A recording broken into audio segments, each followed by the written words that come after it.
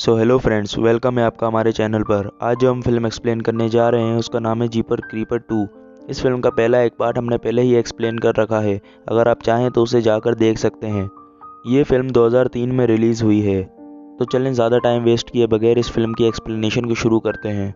इस पार्ट की कहानी पिछले पार्ट के ठीक 3 दिन बाद शुरू होती है, यानी कि 22वें दिन। अब क्रीपर के पास सिर्फ 2 दिन का टाइम है शिकार करने के लिए। कहानी शुरू टाइगर फार्म से होती है। फार्म में जैक अपने बेटों जूनियर और बिली के साथ काम कर रहा था। बिली खेत में से कौवे भगाने के लिए उसमें स्केयर क्रो बांध रहा था। वो देखता है कि कौवे भागने के बजाय एक स्केयर क्रो के ऊपर जाकर बैठ रहे थे, जो कि काफ़ी अजीब लग रहा था। और वो बिली को हिलता हुआ भी नज़र आता है। तभी इनके डॉग खेत की तरफ देखकर भौंकने लगता है। और दूसरी तरफ बिली जब स्केयर क्रो के थोड़ा पास जाता है तो उसे पता चलता है कि ये कोई स्केयर क्रो नहीं बल्कि कोई मॉन्स्टर है जिसके बड़े बड़े पंजे हैं। बिल्ली वहाँ चिल्लाते हुए खेत में भागने लगता है, लेकिन क्रीपर हवा में उड़कर तभी उसे दबोच लेता है। बिल्ली की आवाज़ सुनकर जैक और जूनियर भी उसे ढूंढने के लिए आते हैं और देखते हैं कि क्रीपर बिल्ली को खींचते हुए ले जा रहा था। दोनों उसका पीछा करते हैं लेकिन कोई फ़ायदा नहीं होता और क्रीपर बिल्ली को लेकर उड़ जाता है। अगले दिन तक जैक और जूनियर काफ़ी शौक में रहते हैं कि वो क्या चीज़ थी जो बिल्ली को उठा के ले गई। जूनियर को उनके खेत में से एक डैगर भी मिलता है जो कि क्रीपर के पास से गिर गया था। वो ये डैगर जैक को देता है तो ये डैगर अपने आप ही चमड़े में जा लगता है, यानी कि ये खून का भूखा था। अब जैक उस क्रीपर से अपने बेटे की मौत का बदला लेना चाहता था, तो वो उसे मारने लायक हथियार बनाने में लग जाता है। और यहाँ से थोड़ी दूर पर हम एक स्कूल बस को देखते हैं जिसमें बैठे लड़के एक बास्केटबॉल मैच जीत कर अपने घर जा रहे थे। में 3 चीयरलीडर, 2 कोच और एक ड्राइवर भी थी। कुछ ही देर बाद इनकी बस का एक टायर पंचर हो जाता है और कोचेस बाहर निकलने से देखते हैं कि टायर एक हथियार लगने से फटा है, जो कि मेटल का नहीं बल्कि हड्डियों का बना था। बाकी लड़के रेडियो पर सुनते हैं कि पुराने चर्च में जो आग 4 दिन पहले लगी थी वो अब जाकर हल्की हो गई है और चर्च के बेसमेंट में पुलिस को करीब 500 लाशें मिली थीं और कोई भी लाश कंप्लीट नहीं थी। सभी में से कोई ना कोई ऑर्गन या बॉडी पार्ट गायब था और कुछ लाशें तो 200 साल पुरानी भी लग रही हैं। खैर, इसके बाद ड्राइवर रेडियो पर हेल्प मांगने लगती है, लेकिन उन्हें यहाँ ठीक से सिग्नल नहीं मिल रहे थे। थोड़ी देर बाद कुछ लड़के बस पर चढ़कर रिलैक्स करने लगते हैं और बाकी एक साथ पी करने निकल जाते हैं। क्रीपर किम्बल के ऊपर से 2-3 बार उड़कर जाता है। उसे खाता नहीं है, शायद उसे भूख नहीं होगी। कोच डिसाइड करते हैं कि वो पंचर बस को ही लेकर यहाँ से निकलेंगे। थोड़ी देर में रात होने वाली थी और उनका किसी से कांटेक्ट भी नहीं हो पा रहा था। इधर जैक क्रीपर को मारने के लिए अपने ट्रक में एक हार्पून गन भी लगा देता है और उस डैगर को भी एक स्पेयर में वेल्ड कर देता है। बस में एक चेयर लीडर मिन्सी एक ख्वाब देखती है जिसमें बिली और पिछले पास से डेरी उसे क्रीपर के बारे में वार्न कर रहे थे। वो क्रीपर को खेत में भागते हुए भी देखती है कि एक और स्टार बस की तरफ फेंकता है और इधर असल में उनकी बस का दूसरा टायर भी फट जाता है और अब इनके पास यहाँ रुकने के अलावा और कोई चारा नहीं था। अब कोच कुछ फ्लेयर निकाल कर उन्हें बस के आगे पीछे रखने लगता है ताकि इस अंधेरे में कोई इनकी बस में आकर ठुक ना जाए। ड्राइवर टायर चेक करती है तो उसे फिर से उसमें एक स्टार मिलता है, जिससे वो समझ जाते हैं कि यहाँ कोई तो गड़बड़ है। बातें ही कर रहे थे कि इतनी देर में कोच को क्रीपर हवा में उड़ा ले जाता है और किसी को पता भी नहीं चलता कि उनका कोच कहाँ गायब हो गया। ड्राइवर तभी सारे बच्चों को बस में बैठने के लिए बोलती है और एक बकी नाम का लड़का रेडियो से पुलिस को कांटेक्ट करने की कोशिश करता है और इतने में क्रीपर लीडर ड्राइवर को भी अपने साथ उड़ा ले जाता है। जैक नाम के लड़के ने इस बार देख लिया था, कोई चीज़ ड्राइवर को उड़ा ले गई है। किसी को उसकी बातों पर यकीन नहीं होता। ये लोग कुछ समझ पाते इससे पहले ही क्रीपर कोच को भी पकड़ लेता है। स्कॉट नाम का लड़का उसे बचाने की कोशिश करता है, लेकिन फिर भी क्रीपर उस कोच को लेकर उड़ जाता है। सभी लोग ये नज़ारा देखकर डर जाते हैं, बस के दरवाजे लॉक कर लेते हैं।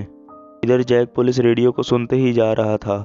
जैसे ही उसे पता चलता है कि काउंटी रोड पर कुछ लोगों के अचानक गायब होने की खबर आई है, वो समझ जाता है कि ये क्रीपर का ही काम है और वो तभी उसे मारने निकल पड़ता है।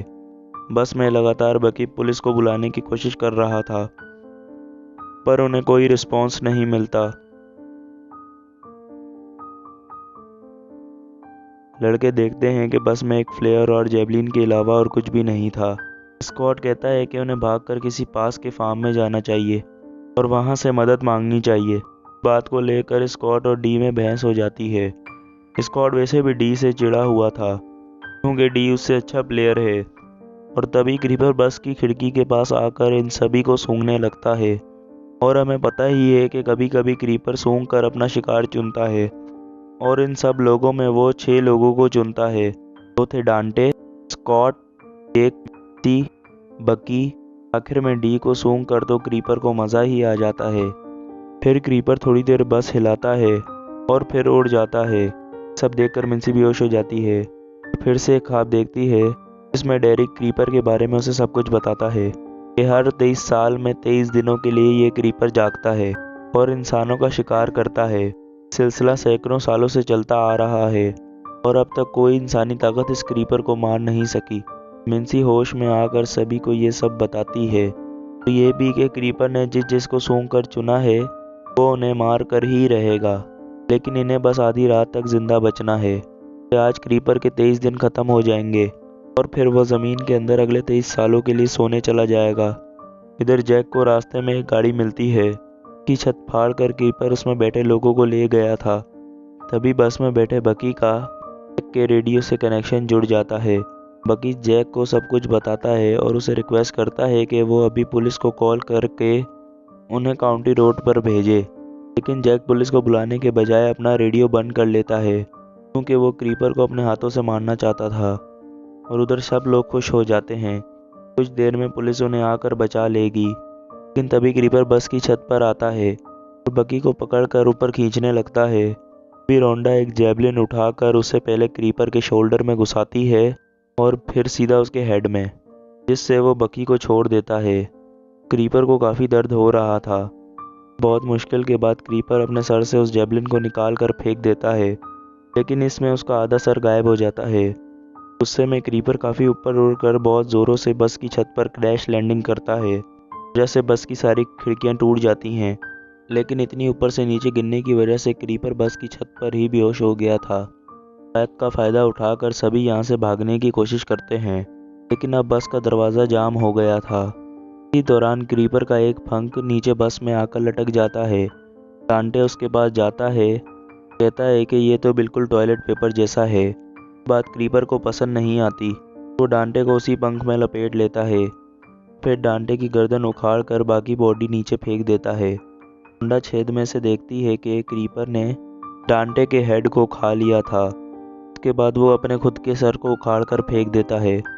फिर जो डांटे का सर उसने खाया था उसके सर की जगह ले लेता है। इस तरह क्रीपर बिल्कुल पहले जैसा हो जाता है। अब कुछ देर बाद स्कॉट कहता है कि उन्हें यहाँ से भाग जाना चाहिए। पता नहीं पुलिस उन्हें ढूंढ पाएगी भी कि नहीं।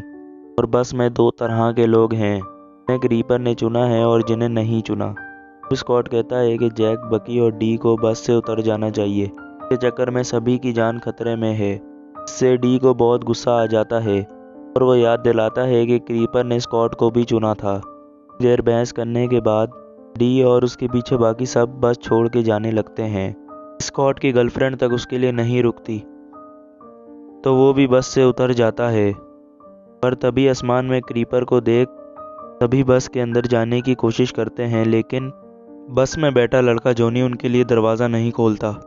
वो सभी लोग उस पर बहुत चिल्लाने लगते हैं, लेकिन वो फिर भी दरवाज़ा नहीं खोलता। और फिर वो लोग खेतों में भागने लगते हैं। क्रीपर एक स्टार फेंक कर मारता है, सीधा जैक के सर में जाकर लगता है और वो वहीं मारा जाता है। भागते हुए स्कॉट बाकी ग्रुप से अलग हो जाता है। क्रीपर उस पर एक चाकू फेंक कर मारता है, क्योंकि स्कॉट के हाथ और पेड़ में जा लगता है। इजी, रोंडा और डी भी उसके हाथ से चाकू निकालने की कोशिश करते हैं। वो इसमें कामयाब भी हो जाते हैं, लेकिन क्रीपर स्कॉट को पकड़कर अपने साथ उड़ा ले जाता है। इधर जैक को भागती हुई मिन्सी मिल जाती है, जो उन्हें बताती है कि वो उस क्रीपर का कुछ नहीं बिगाड़ पाएंगे। लेकिन जैक उसकी एक नहीं सुनता, उन्हें बस तक ले चलने को बोलता है। इधर बकी किसी तरह वापस बस में घुस जाता है। क्रीपर फिर से उसका सर पकड़कर ऊपर खींचने लगता है और तभी जैक यहाँ आ जाता है। क्रीपर उसे अपने पंख दिखाकर डराने की कोशिश करता है, लेकिन जैक क्रीपर पर निशाना लगाकर अपने हारपून को शूट कर देता है। इसी गोली की तरह एक स्पेयर क्रीपर के सीने में जा लगता है ये स्पेयर एक मेटल वायर से कनेक्टेड भी था कि क्रीपर उड़कर भाग ना सके। क्रीपर काफ़ी स्ट्रॉन्ग था, वो अपने साथ जैक के ट्रक को भी खींचने लगता है। आखिर में क्रीपर अपने अंदर से स्पेयर को निकाल देता है, जो नीचे सीधे जैक के ट्रक पर जा गिरता है। इसमें उसका बेटा जूनियर बार बार मरने से बचता है। इसके बाद क्रीपर गुस्से में जैक की तरफ आने लगता है। भी जैक अपनी गन को रिलोड करता है और इस बार बस के बीच में से क्रीपर को शूट कर देता है। शूट लगने से क्रीपर कुछ देर के लिए नीचे ही गिर जाता है, लेकिन फिर से ट्रक को खींचने लगता है। आखिर में वो बस और ट्रक दोनों को ही पलट देता है और आसमान में उड़कर भाग जाता है। दूसरी तरफ इजी, रोंडू और डी को एक पुराना ट्रक मिलता है जिसमें बैठे लोगों को क्रीपर ऑलरेडी खा चुका था। वो तीनों उसमें बैठ जाते हैं। क्रीपर उनके ऊपर उड़ने लगता है। फुल स्पीड में ट्रक को भगाता है, बट क्रीपर की स्पीड उनसे ज़्यादा थी। डी के बहुत ज़्यादा करीब आ जाता है। डी उसके मुंह पर फ्लेयर गन चला देता है। इजी को एक आइडिया आता है और वो ट्रक में से रोंडा को लात मार कर नीचे गिरा देता है। डी को भी नीचे झुके रहने का बोलता है। फिर जैसे ही क्रीपर उड़ता हुआ इनके करीब आता है, इजी ब्रेक लगा देता है, इससे क्रीपर सीधा ट्रक में आके क्रैश हो जाता है। ट्रक भी पलट जाता है, जिसमें सभी इधर उधर जाकर गिरते हैं। डी को होश आता है और उसकी एक टांग टूटी हुई थी।